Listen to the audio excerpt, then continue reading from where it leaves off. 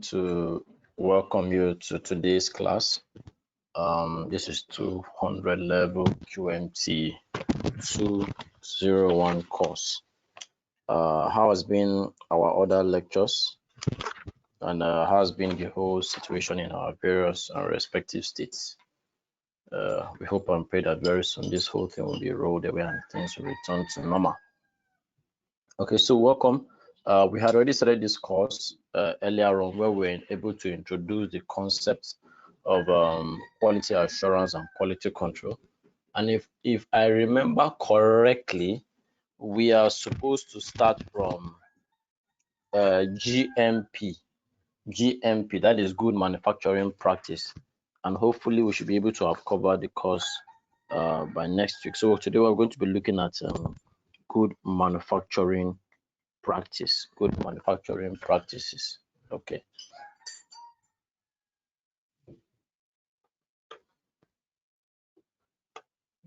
Now, from the initial, when we started the class, we were able to introduce quality assurance and quality control, and we explained the whole concept of QA/QC very extensively. We said quality has to do with standard, has to do with a degree of excellence, has to do with the fact that whenever talking about standard, you judge it with respect to something. And we looked at quality assurance, and we looked at quality control, and we also looked at many other examples of we looked at examples of some bodies. I made mention of NAFDAC, I made mention of SON, NIS. These are standard regulating bodies in Nigeria that help to manage quality. And worldwide, we have many regulating authorities too, like KOSHA, we have ISO, and of course, countries also have their different regulating authorities as well. So this afternoon, we're going to be looking at good manufacturing practice, and we're going to try as much as possible to be fast. A lot of us I gave us an assignment in the first class, and a couple of us have been complaining that you did not get the email. So for once of time, let me quickly read out the email for those that have done the assignment and are submitting. It is nyzelo8@gmail.com. NYIZELO 8, that's number 8, NYIZELO 8@gmail.com. So that's where you can submit your assignment to. So good manufacturing practice is a part of quality assurance. And we looked at quality assurance and quality control, and we said good manufacturing practice is one of the elements in quality assurance, okay, which ensures that products are produced consistently to the quality requirement. Products are produced consistently to the quality standard that is appropriate for their intended use.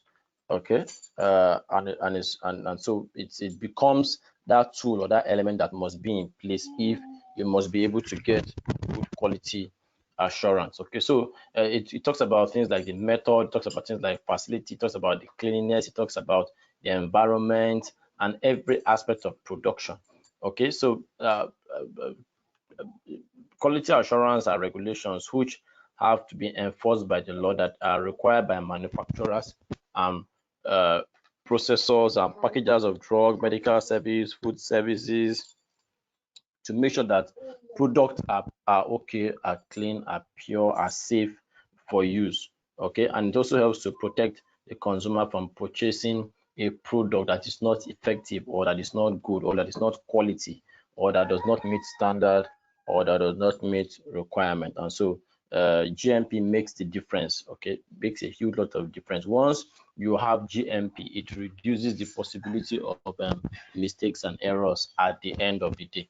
So why is GMP important, which is called good manufacturing practice? Because we said final testing of a product cannot ensure quality of efficiency. So imagine producing a product, and it's at the end of the day you want to carry out testing, okay, where you should be carrying out quality control. At that stage, you can no longer implement good manufacturing practice because the product has already been produced. Okay, so conformance to the predetermined specification, it helps in conformance. It helps to reduce possibility of errors and to minimize what is called contamination. via microbial activities. Okay, you know that microbial contamination is a great thing to deal that we deal with in quality assurance and quality control. So if we have good manufacturing practice, it reduces the possibility of microbial contamination. Good manufacturing practice, as the name implies, that's what it means.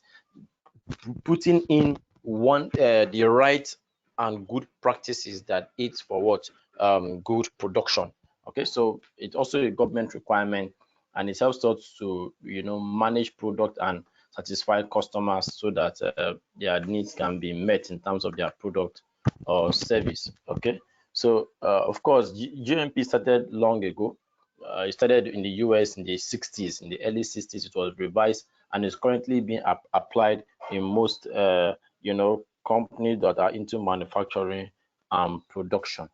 Okay, now what are some of the challenges we are going to be dealing with in carrying out GMP? The challenges, the uses, or the why we carry out GMP helps us to see the challenges that GMP will manage, because in production there will be risk of contamination, which can be damaging to the health. You could face challenges like incorrect labeling on containers. You could have insufficient or even insufficient active ingredient or too much active ingredient. What's an active ingredient? An active ingredient is the main ingredient in a product that has, in pharmacy we call it in pharmacy and drugs we call it what has a therapeutic effect, or what has the healing or working effect is what is called what is called therapeutic effect. So an active ingredient is what brings about the healing effect. That is what brings about the therapeutic effect in drugs. So if you have an active ingredient, you could have too much of it or you could have less of it, of course, which can be a problem. And so good manufacturing practices helps us to manage that, because as we're going to see later on. So principles of GMP. Okay, we said in GMP, facilities must be constructed in the right way. Okay, facilities have to be constructed in the right way, and there has to be an SOP. What's an SOP? An SOP is what is called a standard operating procedure. Okay, and a standard operating procedure are the written requirements and policies of how a work or job is supposed to be carried out. So if you have good manufacturing practice, it follows a good GMP, then it helps us to monitor facilities and equipment. It helps us to follow the right step of work instructions of how it's supposed to be done. Then it helps us in GMP, there is a design, development, and demonstration of job what competence, because GMP makes sure and ensures that products are produced in line with standard and guidelines. Okay, then it helps us to conduct what is called periodic and planned audit, because in GMP, even while you are producing, you must also monitor the activities that are being carried out in the workplace. So GMP helps us to carry out those monitoring. It's important to follow those principles. Okay, so let's look at, you say GMP. I'm sharing my screen. GMP has two major parts of requirement. The first part of requirement is the one that has to do with premises and materials. The premises and the materials. The premises and the materials. The second one is the one that has to do with requirement for plant and equipment. Requirement for plant and equipment. So let's look at them one at a time. Let's look at them one at a time. The first requirement is for what? Premises and materials. Premises and materials. Okay, now under premises and materials, we have the general requirement, which are locations and surroundings. The factory building of manufacture of things like drugs or other very vital food products have to be cited in a way that has to take cognizance of the following measures to avoid what is called risk of contamination from an external environment. Where I don't know if it's this class I mentioned that we are currently planning on working on a project and working with NAFDAC and so on that project. And one of the things that has been done is that is to be done is inspection of facilities. Okay, to see that it does not the environment is not near a refuse, it's not near a residential place where people are entering and coming out, that can bring about contamination. It is not close to maybe a farm, like more like an animal farm. Yes, it's not close to all of those areas, because to have the goal of avoiding any form of what contamination. Any factory which produces obnoxious odors, produces dust, smoke, chemicals, and biological emissions should manufacturing has to be such facilities have to be taken away from residential areas. It must not be close to where people live, and that's why that area is they are usually what called industrial layout for industrial processes. So the first is what the location and the surroundings. The second one is the building itself and its premises. The first one is general surrounding, but this one is the building and the premises of the building. Okay, and we said the building should adequately should adequately have working space, for its operation. You should avoid a lot of mix-up, avoid a contamination. Look at what we are going through, for instance, worldwide, coronavirus, which is spread by simple, if you're near somebody who has already contracted it, as simple as coughing, touching mouth, ear, nose, and all of this one could pass this thing to other. That to show how these microorganisms can easily be transmitted. And so the working area sometimes have to also be fumigated to make sure that that they are very okay for what is to be done. So designed to carry out various to avoid entry of pests, rodents. It is said that corona is also a common disease that can be spread even through certain kind of animals like bats. Okay, so you see, so rodents must be the building must be such that rodents do not have access to it by any way, by proper cleaning and making sure that every time such places are fumigated and monitored.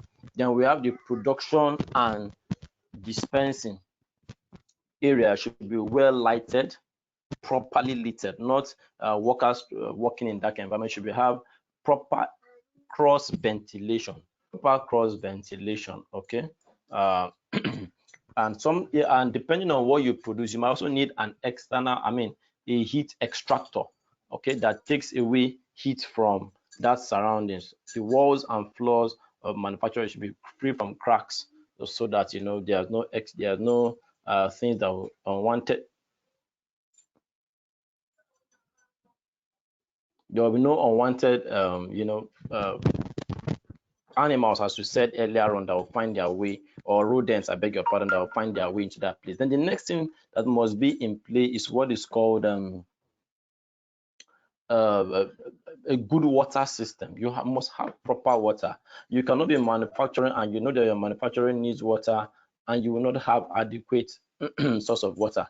That is very, very wrong, because you're producing what people will likely eat from, and if people are likely going to consume from that thing, then you want to make it very, very healthy. So good water system has to be available. Potable water, running water, or borehole that has been drilled. The next thing is a system of waste disposal.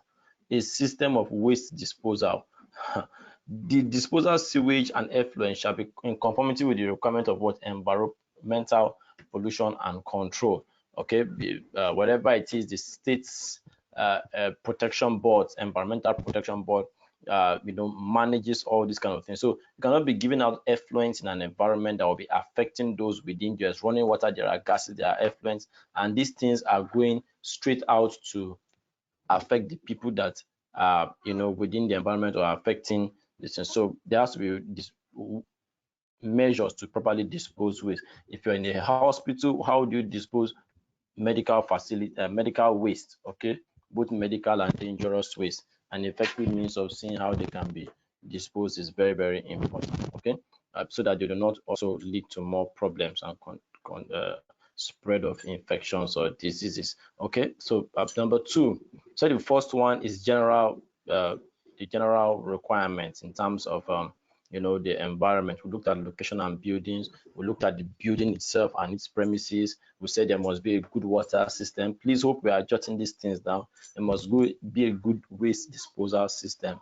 Then number 2 is the warehousing area. Warehousing area is mostly where large storage is done after production before onward distribution to wholesalers and other retailers possibly. So we said those warehouses should be adequate. There should be proper systems and shelving for for storage. So it should be designed and adapted with good storage conditions, and even quarantine area should be clearly demarcated and restricted to only authorized persons. You cannot have non-authorized persons going into areas that are supposed to be quarantined, okay, because of these special things that have been kept. You have syringes, you have all of that if you're dealing with a medical case, okay, and food storage warehouse where you both keep and store finished product should be well lighted as well, should be regulated in terms of its temperature, should have ventilation for the products, and should also be kept away from rodents. Okay, so then the next thing is the production area itself. The production area itself.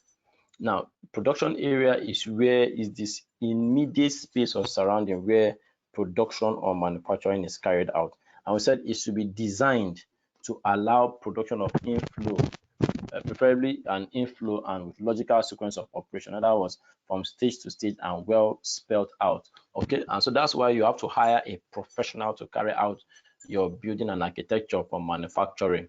You have to have spaces where areas in the building that should have spaces. You should have lighting effect. You should have proper ventilation. You should have good passage areas, good walkways, good passage of those products that are being produced in that particular area. So production area has to make sure that all these are taken care of and to avoid contamination. Okay, then other ancillary areas like the restrooms, laboratories shall be separated from the building.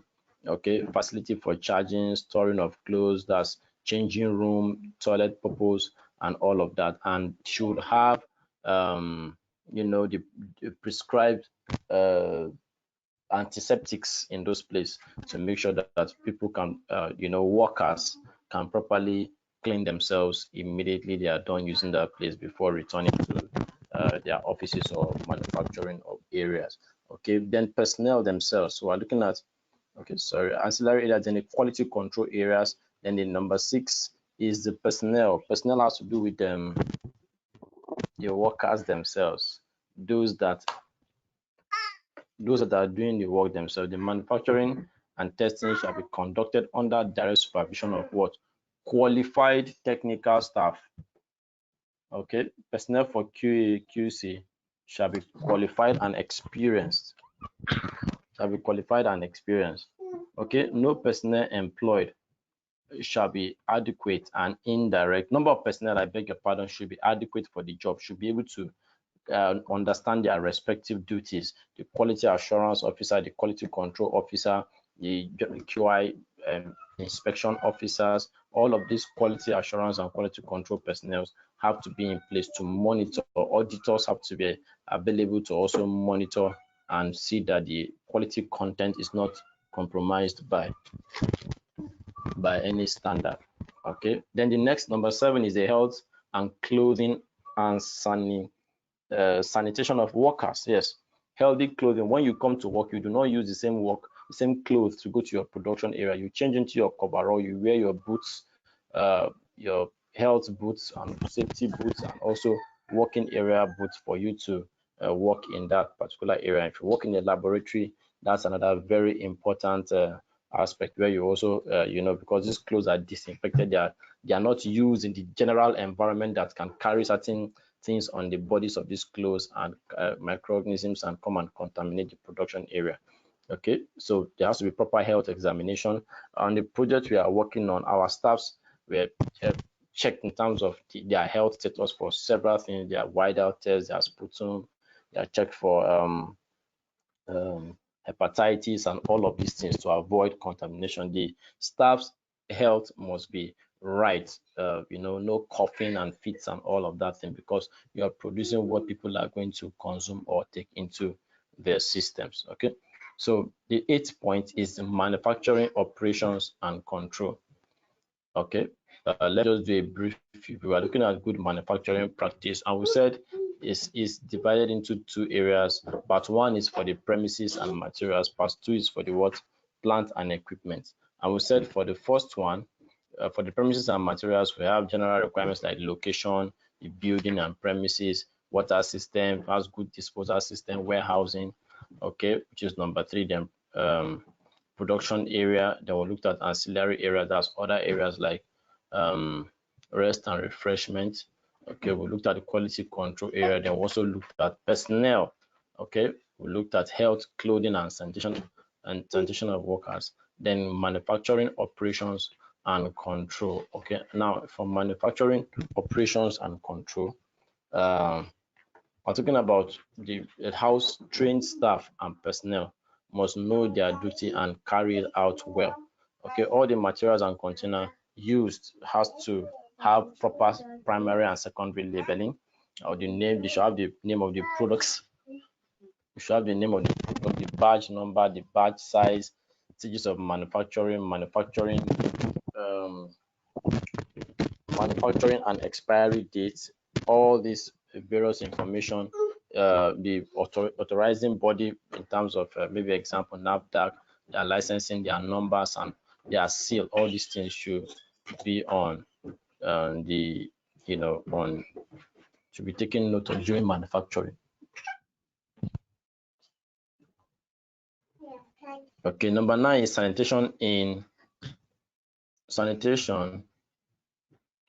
manufacturing premises. Okay, and I've mentioned that earlier on, that the premises have to be well suited and very clean for activities. There was a time that an inspection was carried out at one of the bakeries in our town, and it was so shocked that we were so shocking that during the inspection, what was seen by the inspectors is something that is very, very worrisome. So you go to a bakery and you see that rats were just all over the storage areas. You could see that the workers were working without clothes, just bare chested, and sweat and all of these things were just falling into the bread.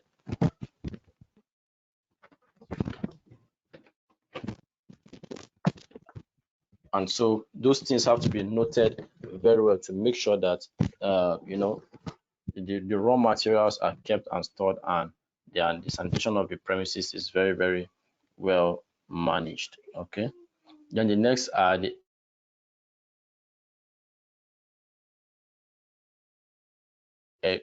equipment. Okay, so defective equipment should be put out.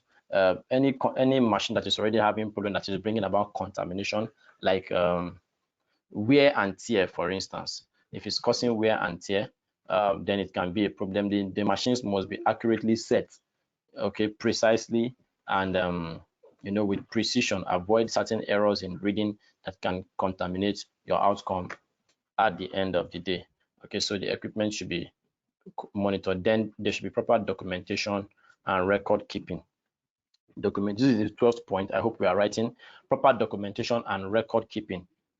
It is essential, an essential part of quality assurance, okay, which is GMP, that there has to that during the process, proper and adequate documentation has to be done for reference purpose, for record purpose. And so if there is a challenge tomorrow, we can recall, we can go back, we can trace who did the work, who are those that were doing the work, the authorized persons, when was it distributed, when was it made, what batch is it, and we can use it to trace. Even for investigation purposes, we can use all this information and details and record to trace. So there should always be adequate and detailed information. If you pick up a carton now and you see badge manufacturing and certain numbers, what it means is that you can tell the year, you can tell the month, you can tell the day and the time that that product was produced. So you can see by getting all those requirements, you can trace back that this product XYZ was produced 9 a.m.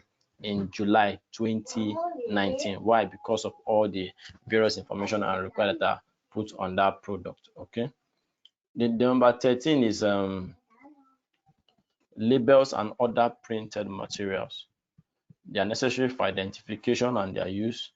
Okay, and printed in very quite legible, legible, outcome and numbers. Okay, so that it's easy for identification. Color codings are carefully selected to make sure that it's the right labeling on the containers. Very usually brightly documented so that everyone can see. Okay, so quality assurance and of course good manufacturing practices helps us to manage all these aspects of GMP. Okay. And the last, but not the least, is okay, is self-inspection and quality audit. Self-inspection and quality audit. So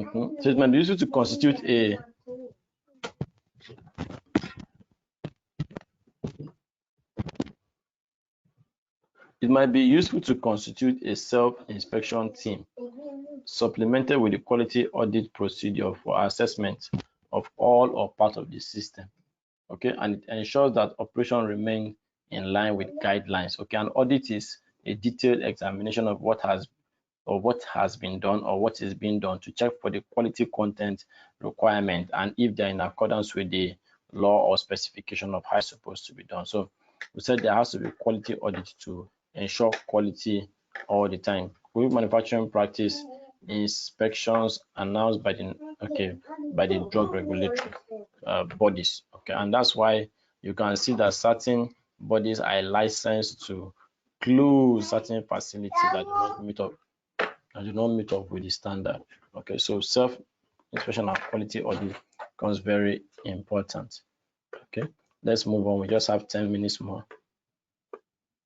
Okay, and of course, let me quickly mention here that talking about audit, there are different types of audit. Okay, could have financial audit, and in this you could have safety audit, and in this case, we're looking at quality audit.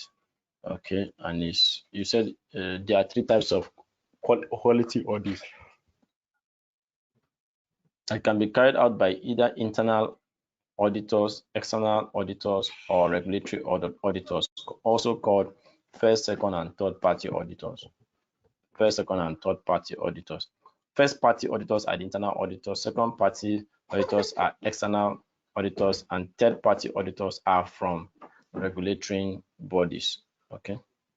Third party auditors are from regulating bodies.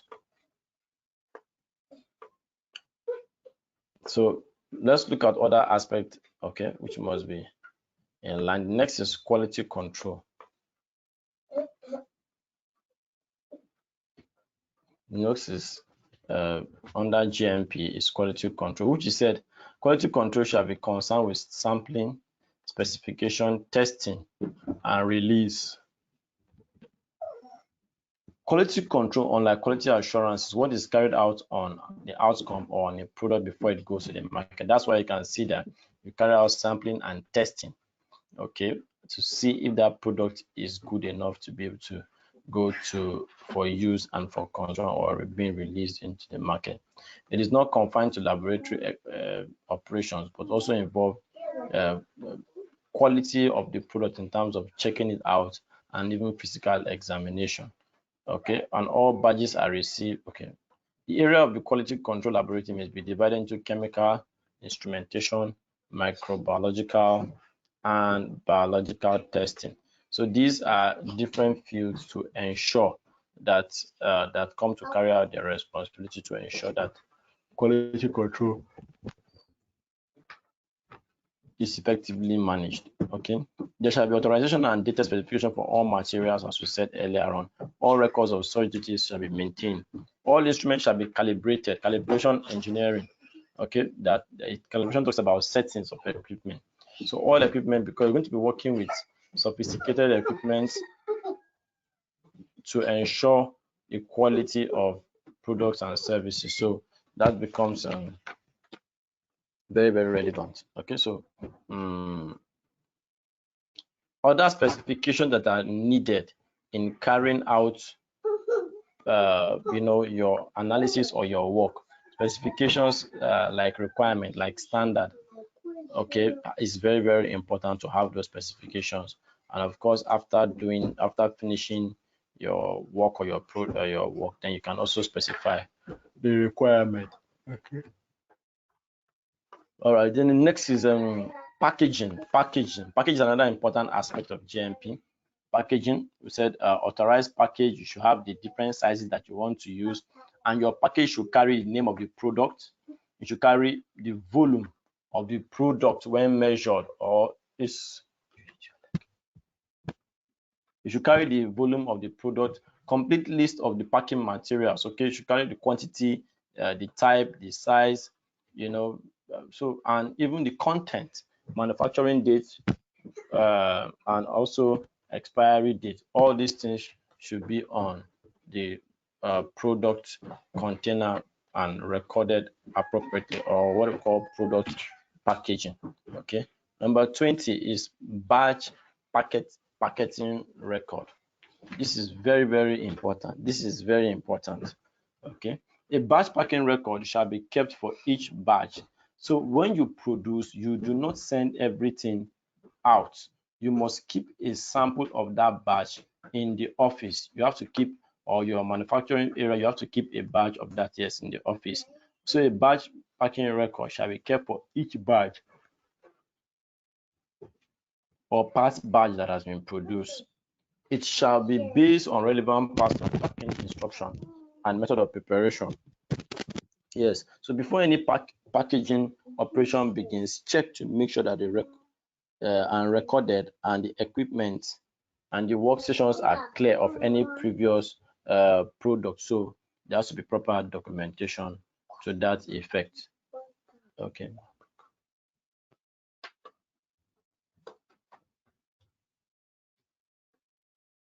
Now let's talk about the batch. We're looking at all the elements that come in good manufacturing practice, okay, and that must be recorded. And we have talked about 20 elements and factors, which I believe we are writing now. So in the next 5 minutes, let's see how far we can go.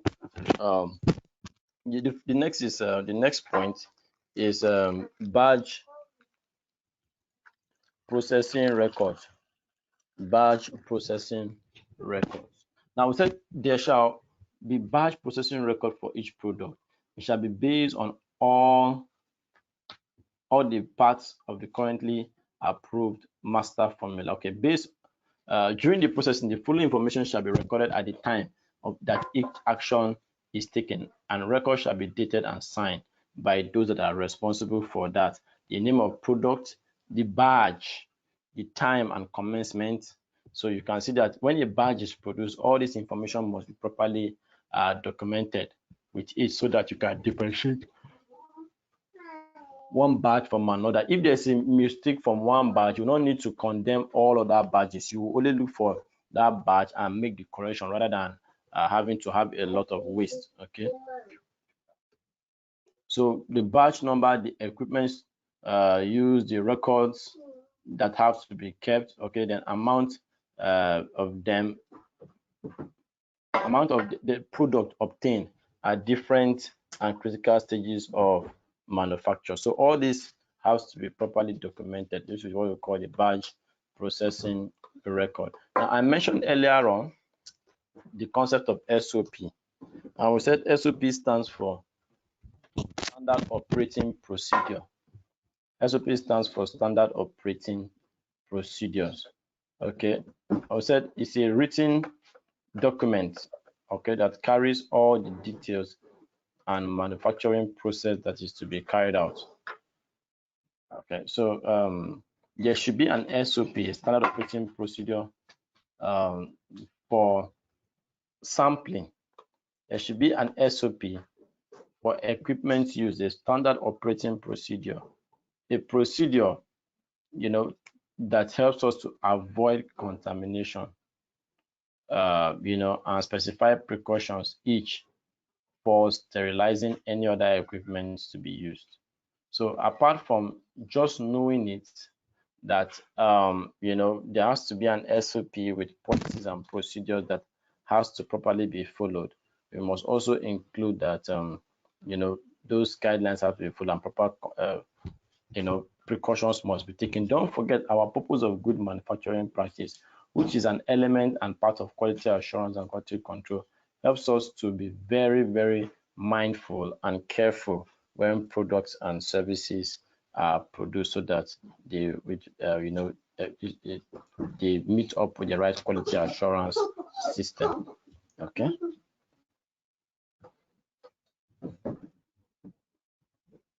Okay. Wow, our time is almost up.